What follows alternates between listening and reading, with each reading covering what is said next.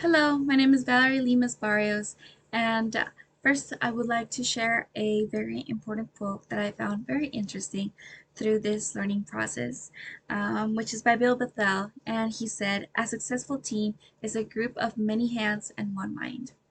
So today I will be talking about the importance of studying communication in groups and teams. So everyone knows that we all spend an overwhelming amount of time um, communicating within a group, not only in our academic lives, but also in our social lives, as well as we will be spending a major amount of our time in our careers communicating within groups. So, today I will be talking about two different topics, which are coming together in unison and communicate to fight for a social movement. And I would also be talking about the importance of communicating power properly within the group.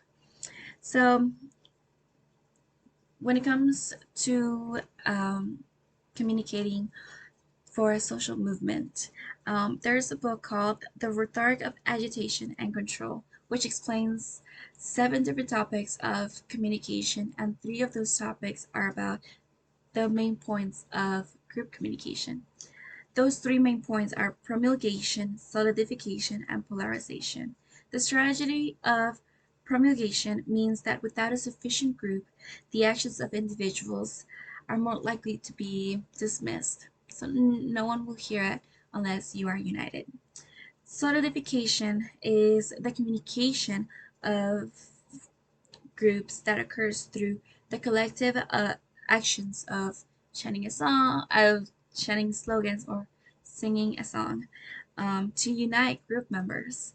And the third strategy is the strategy of polarization, which is required to succeed in social movements that depend on the ability of attracting large numbers of followers.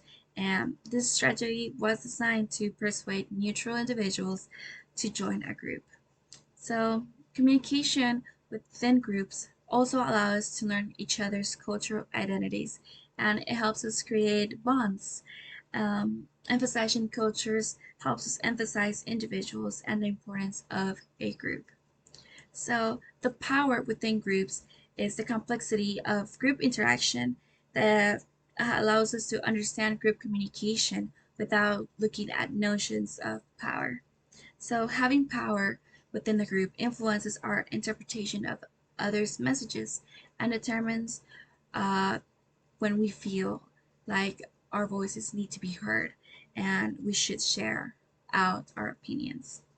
So, a term called power over means the association of power with control or dominance within the group.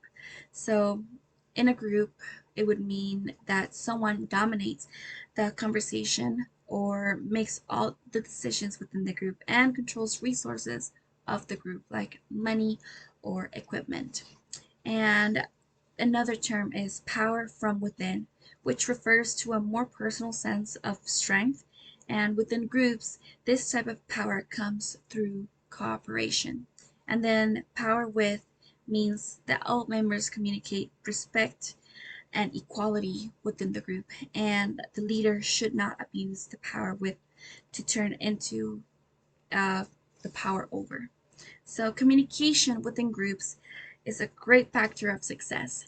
And without communication inside a group, there wouldn't be a group. It's important to create a healthy environment, and that's why we need communication. Thank you so much. I hope you enjoyed this presentation.